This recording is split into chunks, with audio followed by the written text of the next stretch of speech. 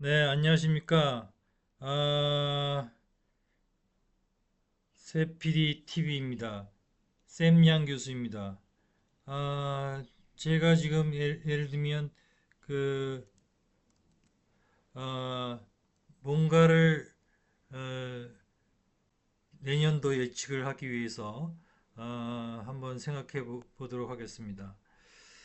아, 저기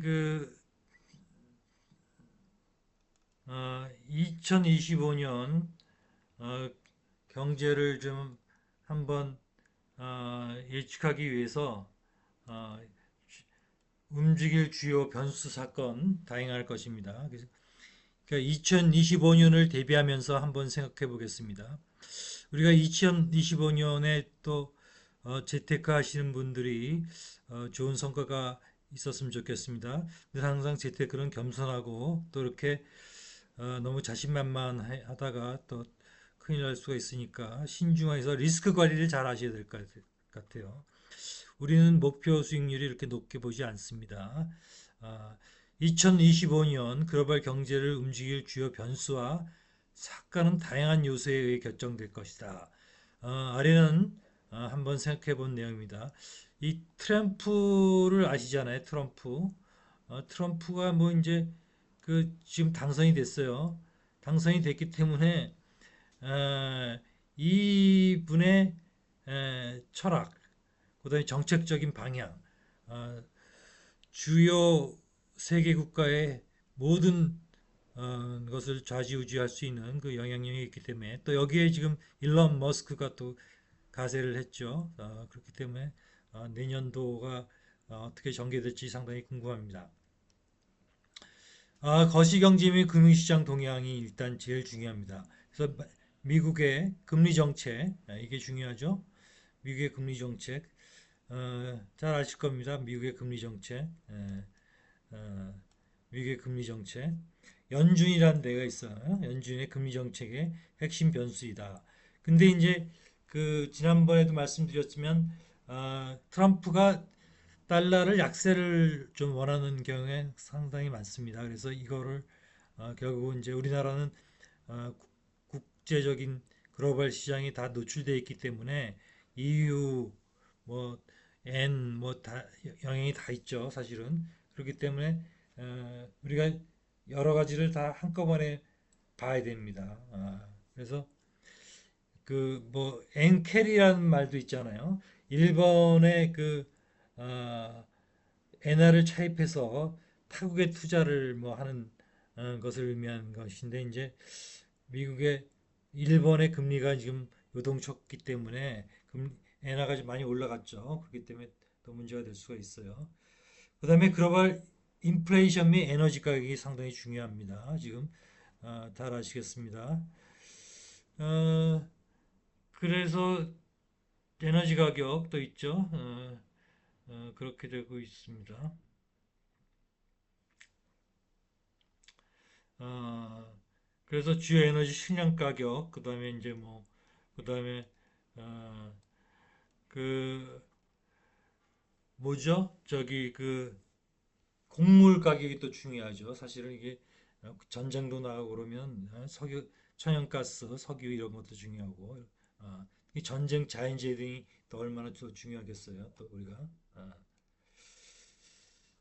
그래서 지금 뭐 사실 트럼프 시대에 달러 투자를 우리가 한번 저희 영상을 한번 만들어 봤으니까 한번 보세요. 좀 그, 재생목록에 들어가서 트럼프가 달러를 흔든다. 이렇게 얘기를 제가 했어요. 트럼프가 달러를 흔듭니다. 투자 전략은 어떻게 될 것인지 한번 보시기 바랍니다. 그다음에 지정학적 리스크가 있습니다. 지정학적 리스크. 우크라이나 러시아 전쟁, 중동 갈등, 이란, 이스라엘, 사우디, 예멘 뭐 여러 가지 갈등들이 많이 있습니다. 이거는 무역 네트워크에 계속 영향을 줄 것입니다. 그다음에 미중 갈등도 심화할 가능성이 많아요. 사실은 기술 패권, 뭐 미국 우선주의로 계속 갈 거기 때문에 뭐 트럼프가 또 이렇게 관세를 50% 60%막 10% 덤으로 올릴 가능성이 많이 있습니다. 그렇기 때문에 중요하죠. 여기에 일론 머스크가 큰 변수입니다. 일론 머스크는 지금 중국에서도 사업을 많이 하고 있기 때문에 관계가 괜찮다고 보고는 있지만 어, 머스크는 테슬라 등 사업을 기가팩토리도 있고 있지만 거기서 사업을 영위하면서 혜택을 봅니다만은 이 중국과의 관계가 워낙 큰 변수이기 때문에 이 부분을 머스크가 트럼프에 영향을 줄 가능성은 아주 10% 정도 정도 될 겁니다. 그리고 일단 견제가 확실히 되고 그다음에 이제 멕시코하고 캐나다를 통해서 지금 오는 것도 상당히 무역에서 불악을 많이 걸 가능성이 있죠, 사실은. 그래서 이게 그 어, 미국, 캐나다도 그다음에 지금 불법 이민자를 갖다가 멕시코로 못 내려오기 때문에 이게 아, 캐나다로 넘어갈 가능성이 많기 때문에 캐나다도 지금 상당히 어, 그 불안한 상태죠. 지금 너무 인구가 이민자가 불법 이민자가 들어올 가능성이 많기 때문에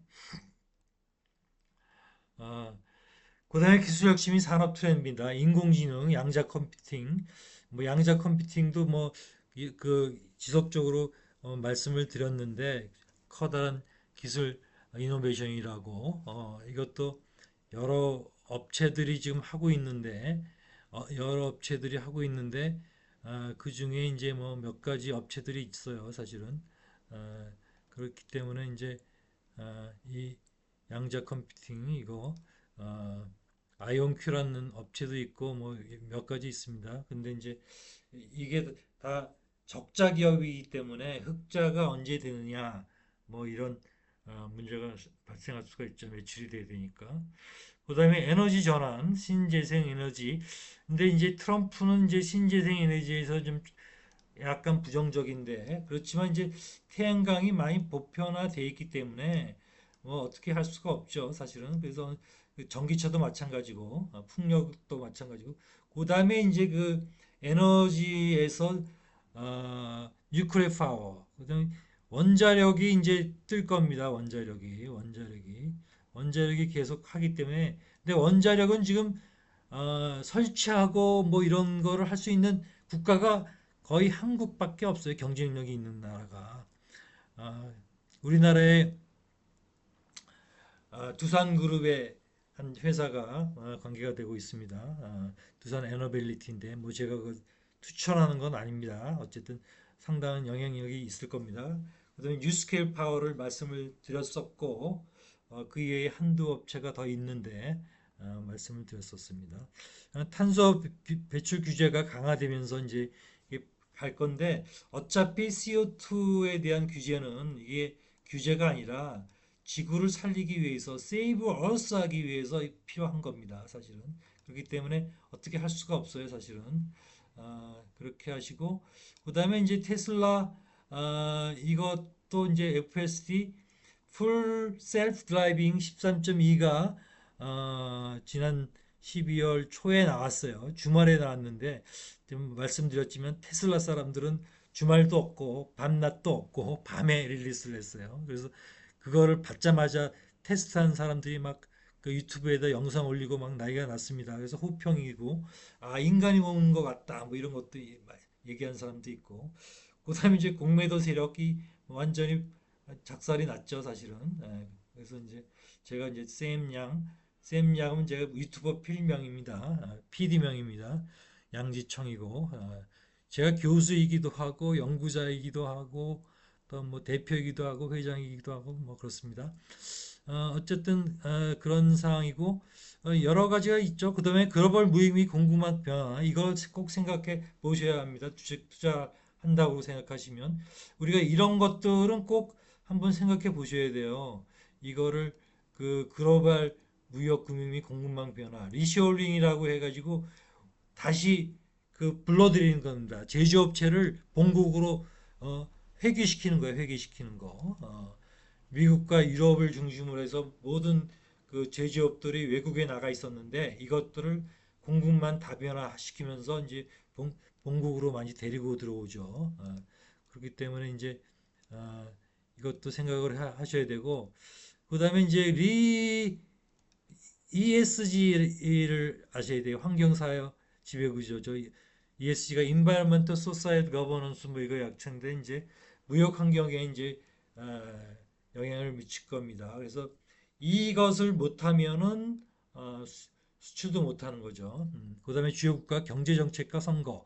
미국 대선 결과는 이미 나왔어요. 이기 정책의 영향이 이제 나올 거예요. 이제 그렇죠. 이거 이기 정책이 이제 나오게 되니까 어떻게 되겠어요? 뭐 어, 이기 정부의 정책 영향. 압도적으로 당선되었어요, 사실 이게. 그렇기 때문에 규제 완화가 이제 흐름이고, 그다음에 여기에 넛지가 있죠. 그 뭐 코인 이름 같습니다만 규제 개혁과 관련된 것을 이제 일론 머스크가 이거 하기 때문에 간단치가 않을 겁니다. 그 정부의 공무원들, 관료들의 폐해를 모든 국가들이 다 사실 알고 있어요. 그렇지만 이제 관료가 너무 비대화되어 있기 때문에 그 사람들의 영향력을 무시를 할 수는 없죠. 근데 이제 민간과 관료하고 이제 비교하면 민간이 더 효율적이죠.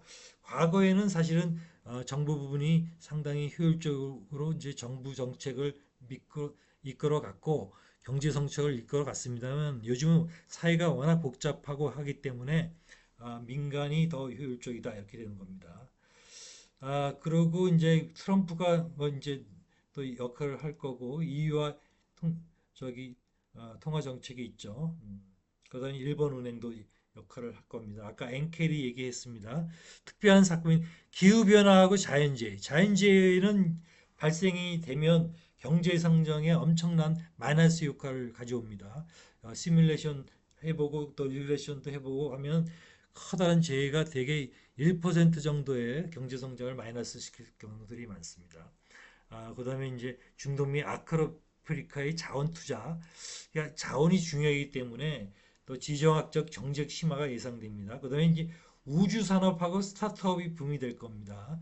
그렇기 때문에 이제 중요하죠. 우주 관광, 우주 탐사, 위성 인터넷. 사실 그 일론 머스크가 스타링크 프로젝트를 통해서 모든 세계의 통신망을 장악했어요. 물류망을 또 장악했다는 거죠, 사실은.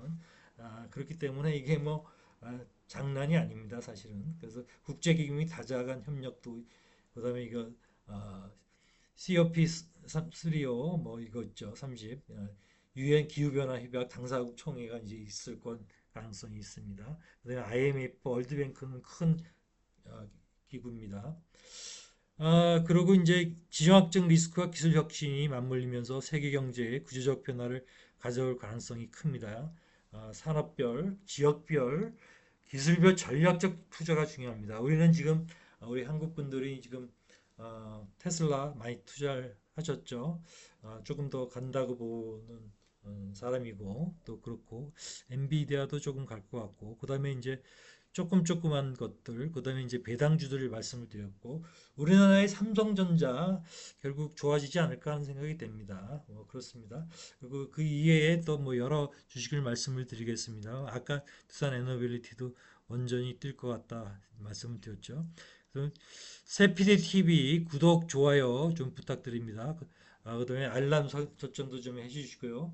그다음에 좀 한 시간에 재생 목록을 좀 한번 봐주시기 바랍니다. 우리가 구독자도 늘고 좀 시청 시간도 좀 늘고 그러면 좋은 후배들 또 그 토론자들을 모셔서 해보도록 하겠습니다. 샘양 대표, 샘양 교수, 양지총 교수입니다. 네, 감사합니다. 또 좋은 정보로 또 찾아뵙도록 하겠습니다. 감사합니다.